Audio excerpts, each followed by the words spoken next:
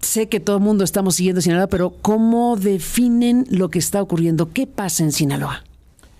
No es un tema nuevo, desafortunadamente es un tema que tiene décadas, este tema de los hechos, de la explosión de los hechos de violencia. Un punto de inflexión antes de esto quizás sea el 17 de octubre de 2019, el primer operativo para capturar Ovidio, en donde la ciudad a mediodía se colapsó. Hubo, por supuesto, víctimas mortales del lado delincuencial, del lado de la autoridad, pero también del lado de la ciudadanía. Algo que nunca había pasado antes en una situación igual en Culiacán, en la capital del estado. Luego, a esta fecha memorablemente fatal se le suma el 5 de enero de 2023. El 5 de enero del año pasado, con un segundo operativo, en el cual también hay un gran despliegue de las fuerzas del Estado, del Estado mexicano, en la cual se logra la captura de este mismo personaje y donde también hay daños a la población civil. Y ahora, este pasado 9 de septiembre, y previamente una especie de calma chicha, decimos allá, con calma tensa, después del 25 de julio, con la captura en Estados Unidos de dos personajes del crimen organizado de organizaciones de alcance internacional. O la detención, porque viene bien, todavía no sabemos qué pasó. Captura, entrega, negociada, tenemos las dudas ahí, pero digamos detención por lo pronto, ¿no? Que es como un gran misterio que quizás conforme fluya el aclaramiento de los casos, también impacten estos hechos que hoy tenemos. Y el último jueves de agosto, antes del 9 de septiembre, sucede justamente un hecho aislado en la zona rural, alejada de la zona urbana de Culiacán, y debido a ese temor colectivo que ya los vecinos de la ciudad antes asumían que la delincuencia no se metía con la población civil, pero después del primer culiacanazo esto rompió una especie de pacto no escrito entre los delincuentes y el resto de la población, pues hubo un éxodo de las actividades normales. Ese jueves último de agosto, previo al 9 de septiembre. Restaurantes, cines, lugares de trabajo se abandonaron a las 3 de la tarde y fue como el preludio de lo que el 9 de septiembre explotó. Al explotar el 9 de septiembre estos hechos de violencia que ya todos se conocen, los diferentes representantes de la sociedad civil acudimos con nuestros referentes gubernamentales, entre ellos el gobernador. Debo decir en medio de todo esto que siempre hemos tenido las puertas abiertas, el contacto fluido con él. Y entre nosotros también, al respecto de cómo colaboramos, cómo nos informamos. En medio de esta narrativa, debo decirte de que el gobierno, y eso tampoco es nuevo, ha asumido una estrategia de comunicación errática, en algunos momentos caótica, que no orienta, que no guía, que no nos sirve como información básica para tomar decisiones en el día a día. Y no solamente eso, sino que pasó el día 9, pasó el día 10, pasó el día 11 y de repente la semana se completó y entonces las inquietudes entre nosotros como representantes de la sociedad civil, aquí está Laura, del lado empresarial, está el profe Oscar Loza desde el lado de derechos humanos y un servidor que le da seguimiento a todos los índices delictivos de la sociedad civil organizada, entre muchos otros más. Empezamos a inquietarnos de cuál era la fecha en la cual esta explosión de violencia iba a disminuir, iba a terminar, ¿no? A diferencia de otras fechas en ese trágico calendario sinaloense. En función de eso, ese fue el contexto como para empezar a decir, estamos compitiendo con dos factores importantes. Uno, el fin de una administración sexenal, que entre que entrega y el inicio de la próxima administración sexenal que le recibe, pues no nos ponen suficiente atención. No llamamos su atención. Y lo otro es que el país en su agenda tenía temas nacionales quizás de mayor relevancia o de mayor prioridad, como la reforma judicial, como el propio cambio sexenal. Y eso fue lo que nos llevó a tomar una decisión para venir al centro del país, a hacer este llamado SOS, esta alerta, un poco explicar lo que realmente está sucediendo, más allá de los extremos que podían decir que está todo tranquilo versus el otro que dice que todo está incendiado. Algo pasa en Sinaloa. Indudablemente. Algo pasa y algo tenemos que hacer. Y entonces, como sociedad civil, acordamos poner de nuestra parte. No es un momento de coyuntura político-electoral, es un momento de emergencia que nos debería obligar a despojarnos de estas ideas de izquierda o de derecha o de un partido o del otro, sino preguntar qué nos corresponde hacer. Y eso es lo que venimos a hacer aquí en la Ciudad de México. Don Óscar Rosacha, sobre esta explicación de lo que está sucediendo, ¿qué nos dice? Bien, en primer lugar, que hay una preocupación, no solamente afuera, sino sobre todo con nosotros. Esto nos ha llevado a posponer sobre todo el uso de los espacios públicos. Después de las 7, 8 de la noche, la ciudad queda sola.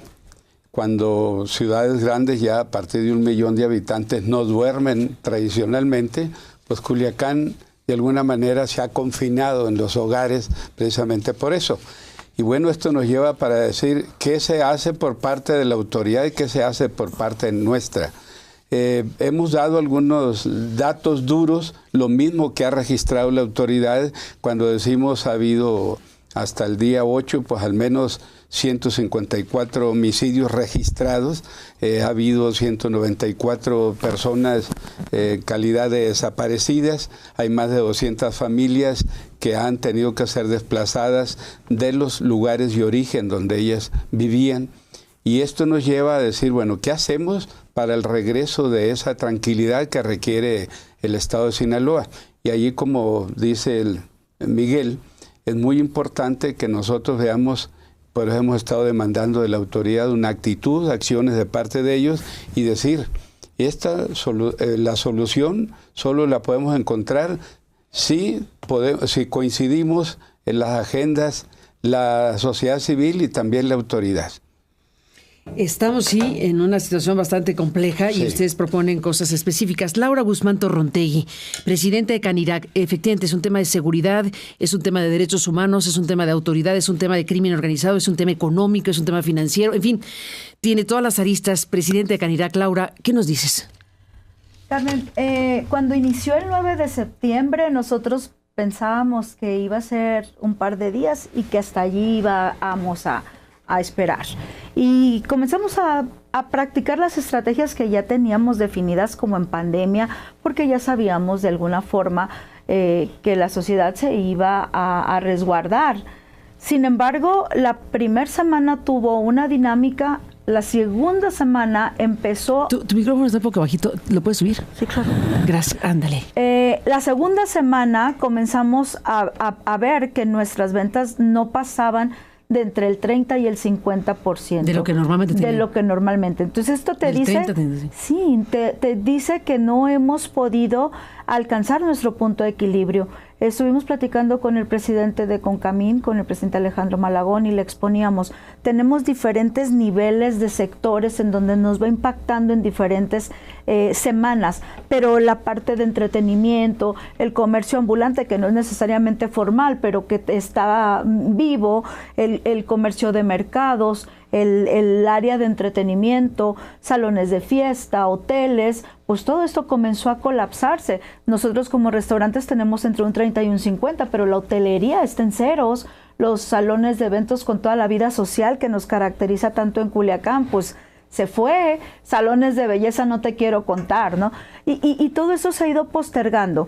Nosotros hicimos una encuesta que se llenó y lo contestaron pues cerca de 500 personas y nos decían, tengo miedo al traslado, tengo miedo a salir de mi casa y que me ocurra una incidencia en el trayecto. Y eso comenzó a generar un problema muy complicado porque la gente dejó de salir y deja de consumir.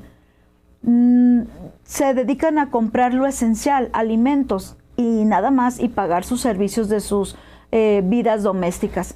Y esto a lo largo de 1, 2, 3, 4, pero ya ahorita en esta quinta semana, ya la salud mental de la población está afectada. No puedes salir a convivir, no puedes ir a un cine. Y cuando nosotros estábamos esperando, pero con muchas ansias, que ella tomara protesta a la presidenta electa, porque en la primera semana tuvimos un acercamiento con la senadora Imelda Castro, y le pedíamos ayuda y decía, necesitamos esperar a que ella tome protesta, porque en el ínter ella no tenía poder legal y la otra administración pues ya había concluido.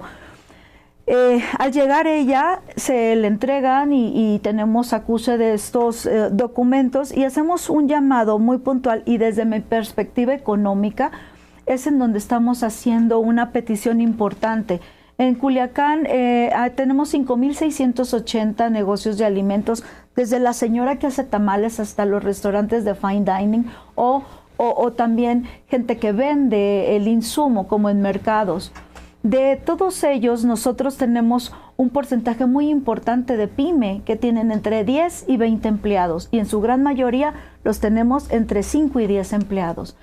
Al no tener nosotros nuestro punto de equilibrio cubierto, pues estamos tratando de alargar y poder mantenerlos, porque lo que ahorita era un problema de seguridad, después se transfiere en un problema económico, y si no tenemos para pagar sueldos, se convertirá en un problema social.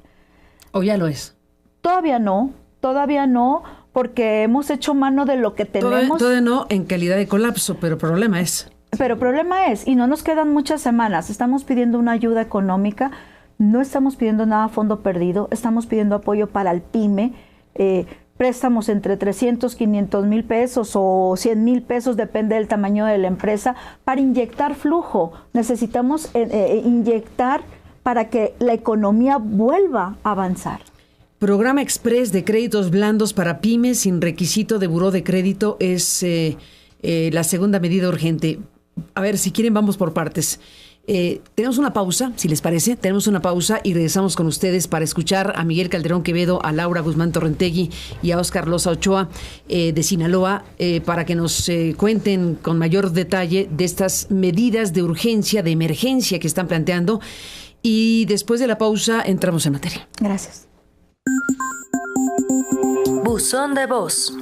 Envíanos un mensaje de voz por WhatsApp al 5548 82 88 22. 5548 82 88 22. Incluye tu nombre y lugar donde vives. Tu opinión nos importa.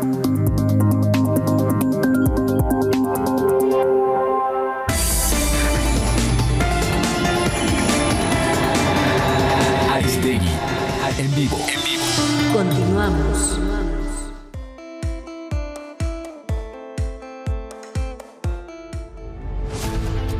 Aristegui Noticias te invita a ser parte del debate público. Buenos días. Hola, Carmen. Carmen, buenos días. De lo que ocurre en México y el mundo. Que los jueces y magistrados. Las declaraciones de Ken Salazar. Opina. Y me da tanto gusto. Tanta información. Analiza. Claudia Sheinbaum y su partido. No estoy de acuerdo con jueces a modos. Critica. Inexacto y ridículo. Me preocupan los abusos de poder. Ejerce tus libertades. Buzón de voz. Buzón de voz. Agrega a tus contactos el número 5548 82 88 22. 5548 82 88 22. Búscanos en tus contactos de WhatsApp y envíanos un mensaje de voz. ¿Por qué hicieron esa reforma? Está más politizada la población. Como un pacto de impunidad. Tu opinión nos importa. Aristegui Noticias. Desde cualquier medio. Periodismo en libertad.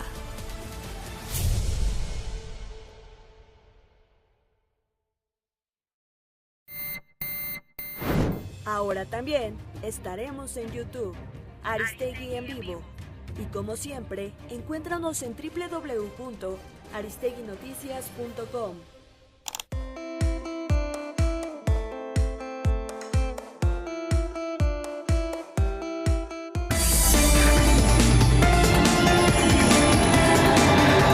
Aristegui, en vivo. Regresamos.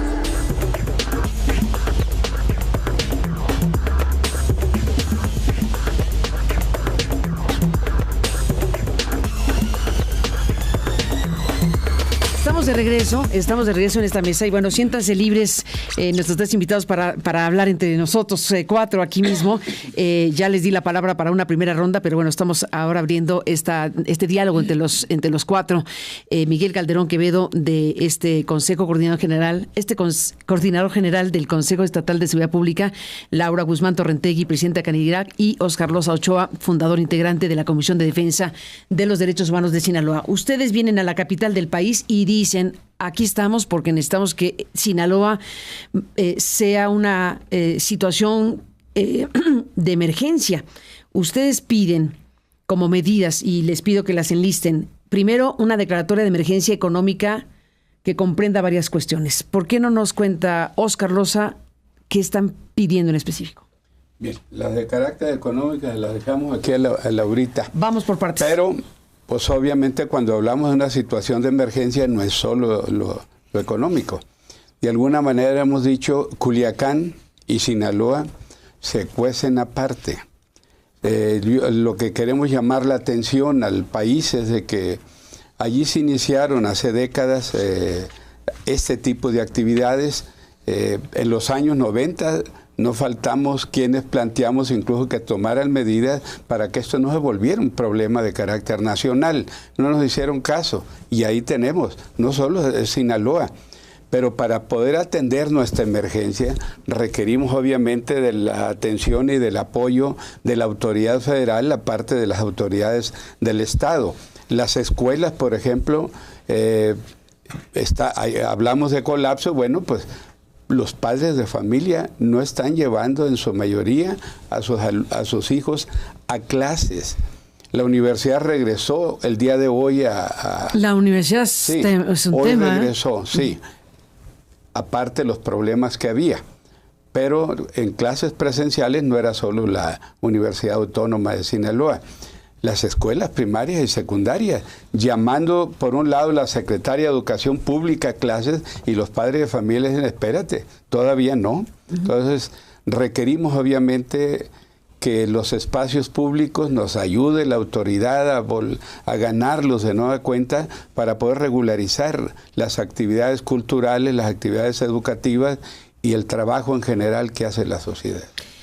Laura Guzmán Torrontegui, desde Canirac, entre las medidas que están pidiendo esta declaratoria de emergencia económica, ¿qué puntos específicos? Ya habías adelantado. Mira, en primera instancia, en la primera semana nos quedamos como impactados, pero después del primer mes, pues sí pudimos a lo mejor ir cumpliendo con algunas contribuciones fiscales, de alguna manera, porque traíamos a lo mejor algún remanente. Pero al ya tener 5 semanas no pudiendo llegar a nuestro punto de equilibrio, pues nuestro flujo se compromete y queremos resguardar lo poquito que está saliendo para enfocarlo a los sueldos de los empleados. Esa es nuestra prioridad. Es muy complicado porque de repente la autoridad ya tiene muy marcado pues cuál es la verificación que te van a hacer o el señalamiento y no queremos caer en un incumplimiento, queremos que se celebre un convenio de prórroga, que entiendan la situación, que no tenemos posibilidad ni siquiera de ir al cine a las 7 de la noche y que esto cambie de manera dramática el flujo de nuestra economía, que sean empáticos en este momento y que las autoridades fiscales diseñen un programa de emergencia nunca antes visto para este caso, pero que entiendan que no podemos cumplir en este momento con nuestras obligaciones fiscales. Y eso sería de manera puntual, haciendo una prórroga. ¿ISR y el ISN, los dos en particular? ISR, IVA, y son muchas contribuciones fiscales. En general, un paquete fiscal de emergencia, ustedes dicen. Un paquete fiscal de emergencia. También hacemos un llamado aquí a los bancos que nos ayuden con convenios para poder diferir un poco los compromisos que traíamos con ellos, porque no queremos caer en una cartera vencida, no queremos afectar los buros de crédito. Es una situación de una emergencia tan complicada porque de repente el circulante se perdió y es producto del mismo miedo, producto de que la gente no está consumiendo, pero también hay una situación difícil.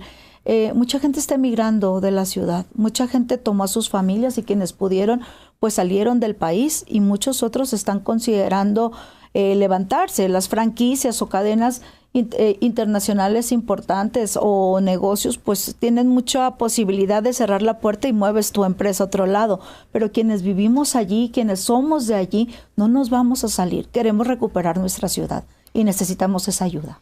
Están, bueno, sí, específicamente hablando también de energía eléctrica, ¿no? También plantean uno de los puntos. Sí, porque de repente no tuvimos, es muy caro junio, julio, agosto y septiembre el consumo de energía eléctrica y pues muchas veces no pudimos completar para poder hacer el pago completo de nuestros recibos. Queremos que Comisión nos ayude a generar convenios que sean acordes a los flujos que estamos teniendo y juntos ir saliendo. Es una empatía. Hay muchos servicios, las prestaciones con Infonavit, generar los convenios con el Seguro Social, ese ya se adelantó un poquito.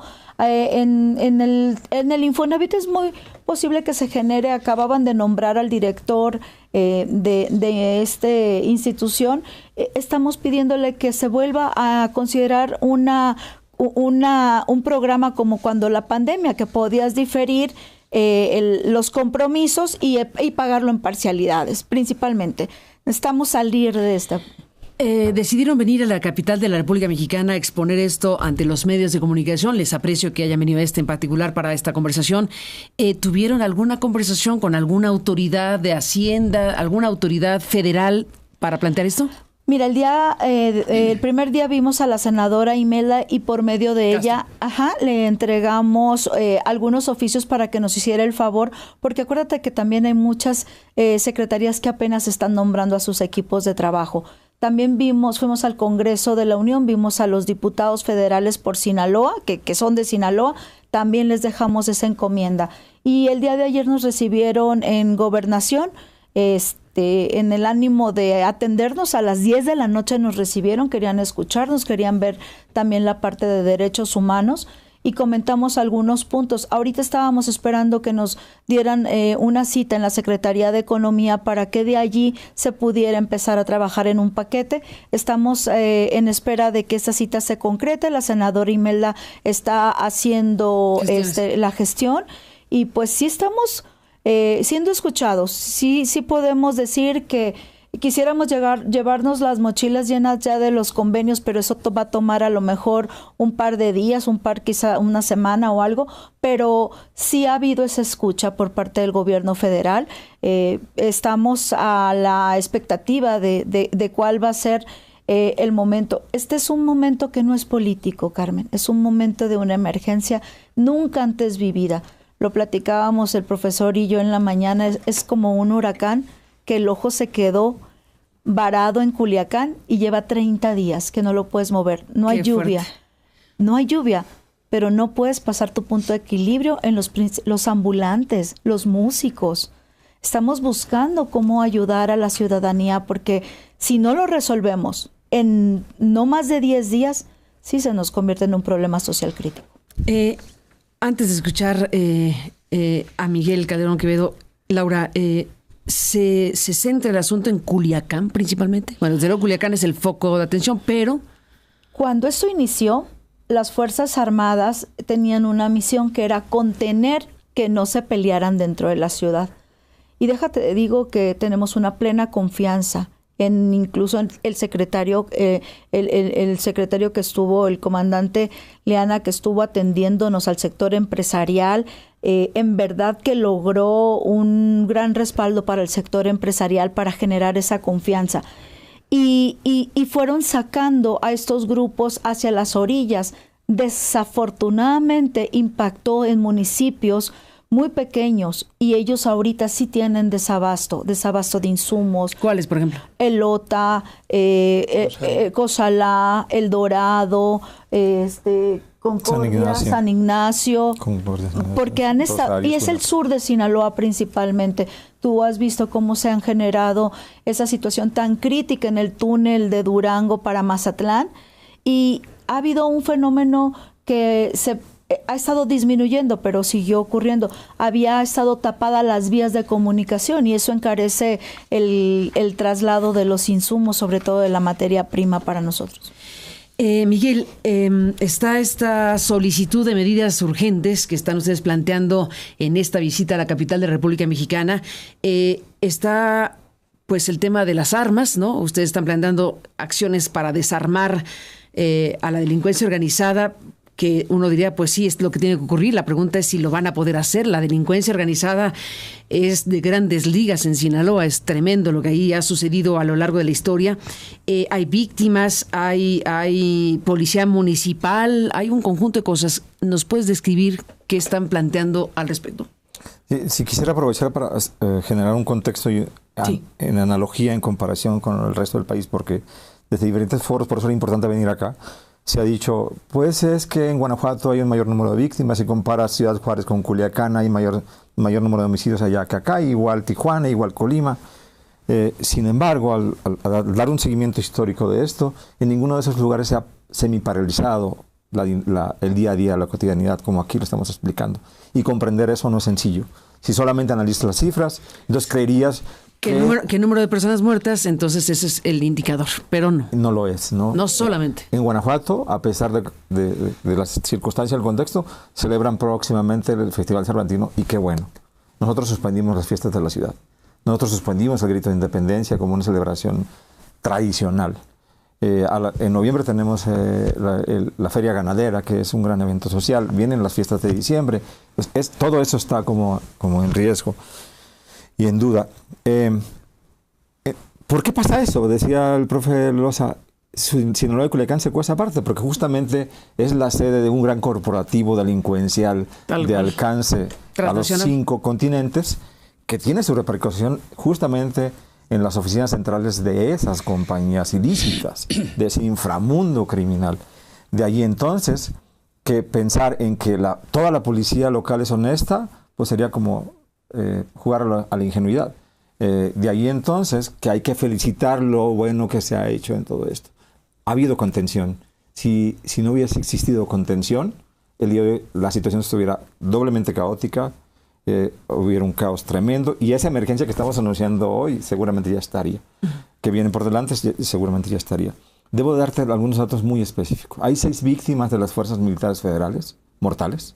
Eso quiere decir entonces que alguien está en la línea de fuego y son ellos. A ellos hay que agradecerles objetivamente. En medio de este caos y en medio de la competencia política hay mucho ruido. A eso le agrego el tema de la fake news. La fake news, bien intencionada, ingenua o malintencionada. No, pues la fake news no puede ni buena ni malintencionada, es fake news. Es fake news. Pero a ver, ¿en qué estás pensando? ¿En qué estás pensando, Miguel? Estoy pensando en que la misma delincuencia provoca cosas, ¿no? ¿Ah, sí? Claro, sí. Hay material gráfico. A ver, por ejemplo, ¿qué? Para descontextualizar. Por ejemplo, ¿en qué estás pensando? Hay videos que están hechos en otras fechas, en otros lugares del mundo. ¿Para hacer creer qué? Terror. Terror. Y como si fueran actos de allí locales y con la misma fecha. Por fortuna ha habido medios... Para exacerbar la idea de que Sinaloa está en llamas y que esto es ya un infierno. Totalmente. Incluso hay medios que han ubicado perfectamente en qué lugares se dieron y cuándo fueron Bueno, eso ocurre, sí, efectivamente. Carmen, tú eres experta en medios y debes saber que algunos de esos materiales generan likes y que esos likes generan dinero. Totalmente, sí, totalmente. Entonces, hay quien lo hace también por intención. En el caso de Sinaloa y en muchas otras cosas también. Claro. Es un fenómeno que aplica a México y a otros lugares del mundo. Hace más compleja la situación. Pero hace compleja la situación porque hay un clima social también ahí. Entonces, que sí, que no, que es verdad, que no es verdad. Entonces, ¿hasta dónde es la problemática de Sinaloa? Pero quitando del mapa esto que dices, confiando en el criterio de las propias personas que también tienen que identificar qué están consumiendo en información, etcétera, estamos sí en un problema serio porque aquí, más allá de las fake news o no, hay varias informaciones respecto al número de personas asesinadas. Totalmente. Es un número muy alto. Están los datos que ustedes nos ofrecen de la afectación económica producto de eso. O sea, no podría haber esta afectación económica si no hay una realidad imperante en este lugar. Así que bueno, la dimensión del asunto es grave y se puede agudizar en la percepción por lo que estás diciendo con gente que esté pues alentando todavía más lo que de por sí ya está aquí siendo motivo de que ustedes estén diciendo queremos una declaratoria de emergencia económica que comprenda lo que ya Laura Guzmán Torrentegui nos ha explicado. Y me detengo nuevamente, Óscar, en la parte que ya estaba explicando Miguel. ¿Qué tipo de situación debe ocurrir en Sinaloa con la intervención de quienes para que esto tome una ruta diferente? Estamos hablando, sí, del corazón del crimen organizado, del lugar de origen, digámoslo así, del lugar de origen de un cártel que es considerado el más poderoso o de los más poderosos del planeta, en pocas palabras, ¿no? Una transnacional. ¿Qué tendría que suceder en el análisis de ustedes? ¿Una intervención mayor del ejército? ¿Una renovación de autoridades locales de algún tipo? ¿Una intervención distinta de otra índole, incluyendo cosas extraordinarias que pudieran agregar colaboración internacional de algún tipo? En fin, tenemos muchos elementos que tendremos que discutir para saber cómo demonios salimos de esto. Es Sinaloa y es el país entero. ¿Cómo demonios salimos de lo que tenemos aquí en diferentes lugares de la República Mexicana, donde el crimen organizado, la disputa del cártel de Sinaloa con el cártel Jalisco Nueva Generación, o los tlacos y los ardillos en Chilpancingo, que han provocado cosas como las que acabamos de ver con el alcalde asesinado? O sea, tenemos un problema nacional. Y tenemos estas figuras conocidas que son el Mayo Zambada, el Chapo Guzmán en la cárcel, los que son conocidos, etcétera. Al final tendríamos que preguntarnos nacionalmente qué hacer al respecto. Bien, nosotros hemos planteado que en primer lugar se establezca una mesa de diálogo permanente entre la autoridad y los organismos de la sociedad civil. ¿En Sinaloa y en el país? ¿O por lo tanto en Sinaloa? Sí, se lo estamos planteando a la presidenta también aquí. O sea, y que no nos sentemos una vez. Esto requiere... Hay tareas de corto plazo y hay tareas de mediano plazo. De estrategia larga, sí. Claro, entonces de largo aliento. Las dos cosas hay que hacer. Entonces, y hay otros factores u otros vectores que influyen obviamente para mantener esto. Por eso nos decimos, lo que están haciendo ahorita, por ejemplo, las Fuerzas Armadas, ha dado la posibilidad de sacar de las ciudades esto que pudo haber arrojado pues una situación peor todavía en la pérdida de vidas, en los desplazados, en el asunto de desaparecidos, etcétera, ¿no? Allí incluso queremos hacer énfasis que el trabajo que se haga tenga que tener incluso también supervisión social para que no se aplique una fuerza más allá de lo que establecen también las recomendaciones de la ONU con respecto al uso de la fuerza, o sea, que no haya violación a los derechos humanos por parte de la autoridad.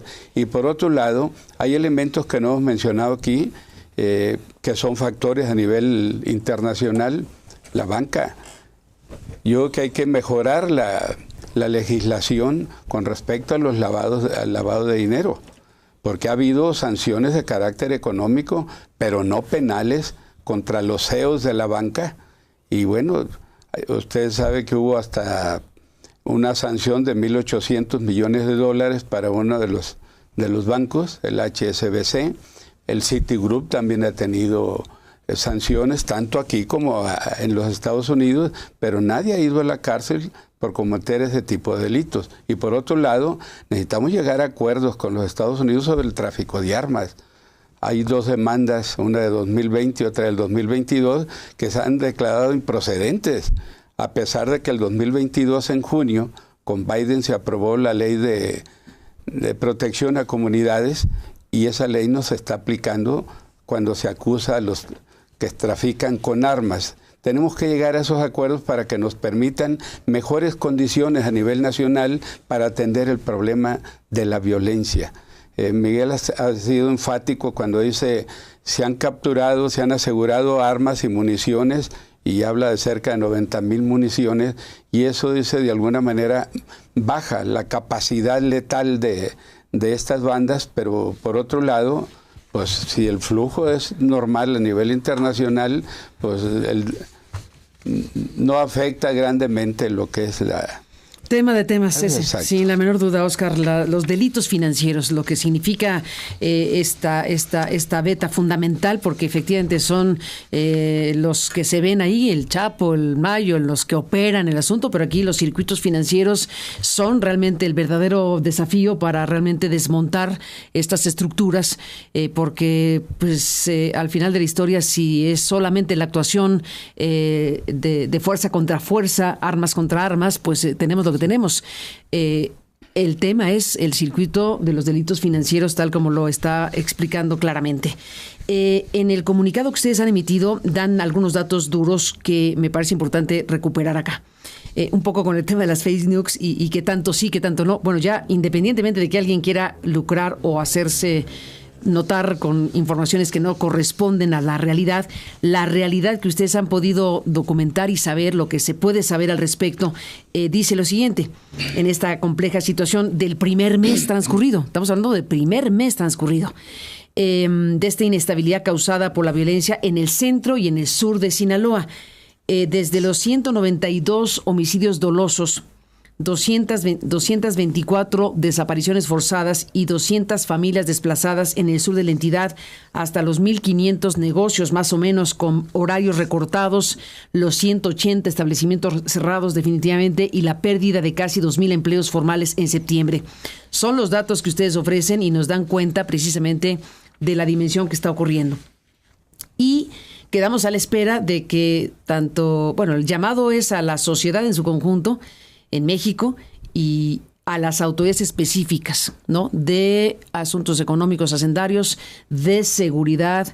Se acaba de presentar la estrategia de seguridad pública con 6 ejes que explicó Omar García Harfuch, y después de explicar eso, lo primero que hizo fue irse a Sinaloa.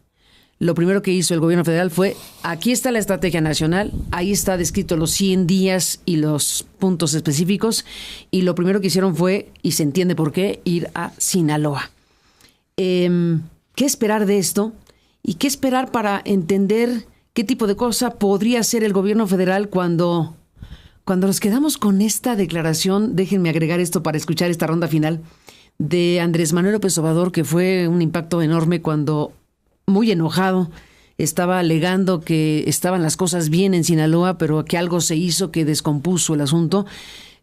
No sé si ustedes lo interpretaron igual que yo, pero parecía una defensa de la Pax mafiosa, de un tipo de estabilidad en términos del gobierno de la República y lo que ocurre en Sinaloa, cuando ya en la última visita a Sinaloa, el entonces presidente lanzó aquella declaración que acusaba pues a los Estados Unidos, en pocas palabras.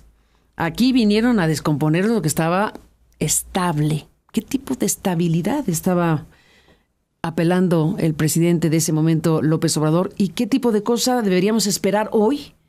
¿Retornar a una pax mafiosa? ¿Retornar a una situación de esta índole?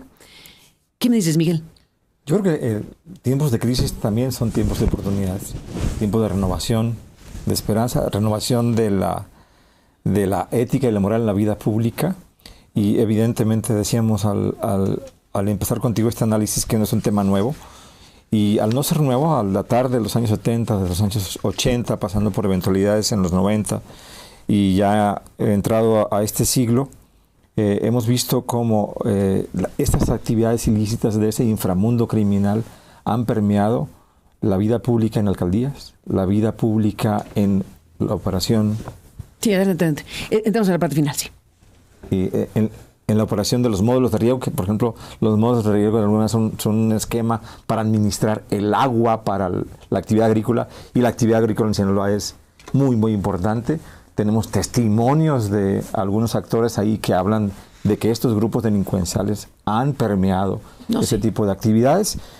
Las evidencias al respecto de lo que puede llegar a haber sido o es, quizás pueden ser variadas, algunas muy evidentes, otras no tanto, pero lo que se escucha a los populares, lo que es que existe esa influencia o esa intención de la delincuencia de meterse en otras actividades que antes no lo estaban.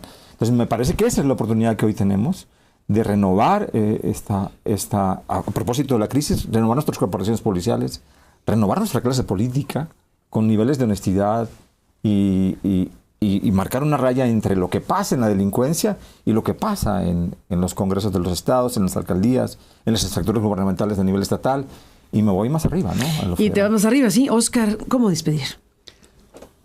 Bien, yo creo que hay que reconocer que la situación que hoy vivimos se fue incubando desde hace décadas, que el propio Producto Interno Bruto en nuestro estado tiene una influencia, desde mi punto de vista, entre un 17 y 18% de lo que es la economía. para que no se vea tan fácilmente. Y yo digo, el Estado, pues no creo que las cosas no surgieron con el gobierno que recién terminó. Sin embargo, creo que debe hacerse el reconocimiento de que la situación que vivimos, en mayor medida, somos responsables quienes vivimos en este país, el gobierno que hemos tenido.